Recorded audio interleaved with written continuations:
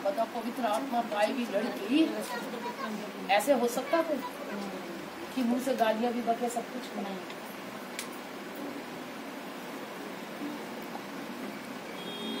परमेश्वर ने इसलिए बनाया, इसलिए नहीं बनाया परमेश्वर कि जब तुमने उसकी राह पकड़ी है तो उस राह में चलो। आज परमेश्वर का दास नहीं है तो क्या मैं ये राह छोड़ देती?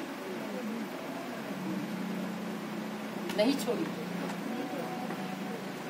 10 दिन तक मेरा दिन कैसे कटे मैं ही जानती, लेकिन 13वें दिन मैं इससे बाहर निकली, जबकि लॉकडाउन लग रहा है। उसने प्रेम इसलिए मुझसे किया कि वो जानता है कि मेरी बेटी मुझसे बहुत प्रेम करती है, मेरी आज्ञाओं का पालन करती है, समय के अनुसार अपनी प्रार्थना सभा में जाती है। ये शरीर कुछ नहीं है। आत्मा वचन साफ कहता है कि प्रभु शरीर दुर्बल है लेकिन आत्मा प्रभु तेरे लिए तैयार है। हर समय खेदित रहती मैं, हर समय प्रभु के लिए, कहीं मेरी कोई प्रार्थना ना छूटे, क्योंकि परमेश्वर का वचन हमें यही सिखाता है कि प्रेम, परमेश्वर से प्रेम करोगे तो सब कुछ। अगर मैं रोती रहती दास के लिए रोती रहती, प्रभु तो मुझे क्यों छोड़ के चले, अब क्या होगा? अब क्या होगा?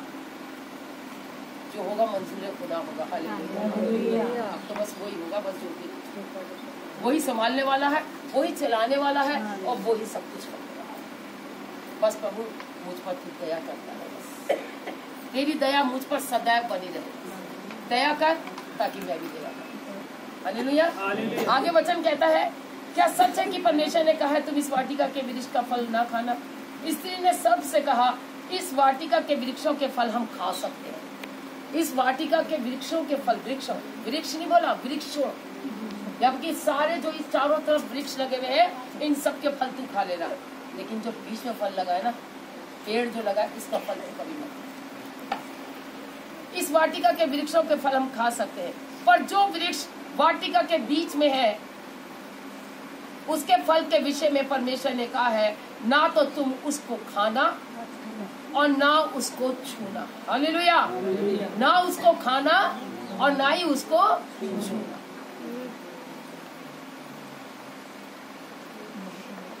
छूना नहीं तो मर जाओगे। क्या लिखा है? क्या लिखा है?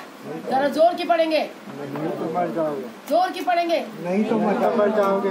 जोर की पढ़ेंगे। नहीं तो मर जाओगे। क्यों तेरे पास बाइबल नहीं है? ना तो छूना और ना ही ना खाना,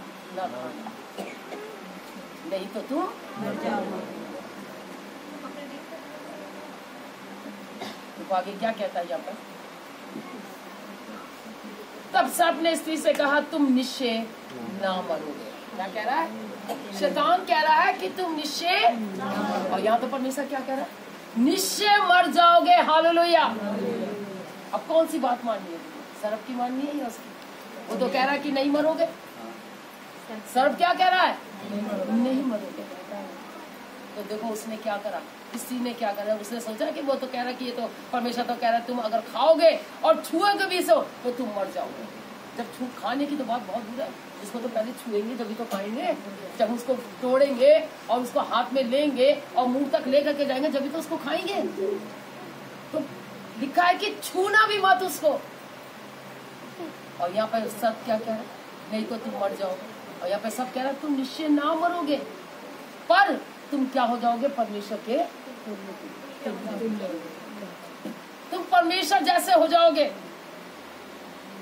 क्योंकि परमेश्वर ने मनुष्य को, आदम को अपने स्वरूप में और अपनी समानता में, ऐसा ही है परमेश्वर।